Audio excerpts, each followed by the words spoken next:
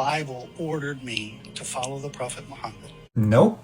No, it doesn't. It actually warns against false prophets like Muhammad. I think he meant Paul when he falsely claims to be the Gentile prophet of Isaiah 49, but Jesus rebukes him in Matthew 22 when he says that the prophet to the Gentiles comes only after the destruction and burning of the Jews' city, which we know is Jerusalem's destruction in 70 AD, but Paul preaches in the 50s and 60s, condemning him as a false prophet. Now I have probably 50 to 100 verses in the Bible that are very just clear. It has to be the Prophet Muhammad. Well, shoot, I'd love to see all of these verses that he's not going to give in this video. Obviously, how do you expect someone to give you 50 to 100 verses with a clear explanation on how it's supposed to be a prophecy? I'll go ahead and try giving you as much as I can within this short period of time, though, so if you just want to pause on your screen, you can go ahead and look through these. Because they don't exist. Deuteronomy 32, 1 through 3. It came from Sinai. That's a direct reference to Moses. If you dawned from Seir, Jesus' ministry was 3 years in Palestine. But where is Paran? But it's abundantly clear in the Bible. Where is Paran? Mecca. Where did the prophet come from? Paran.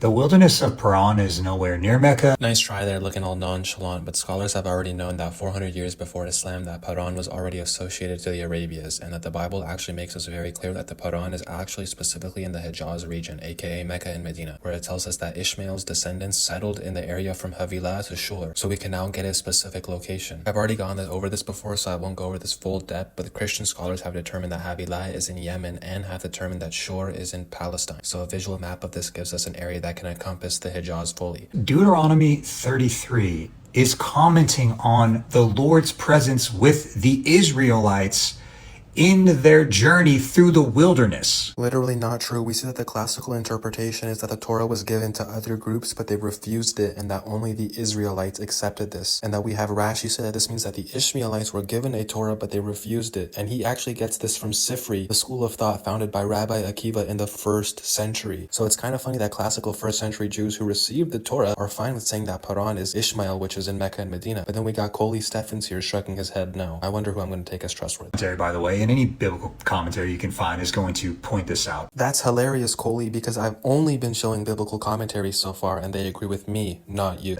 Did he come with 10,000 saints and a fiery love? Yes. Then he quotes the back half of the verse, applying it to Muhammad.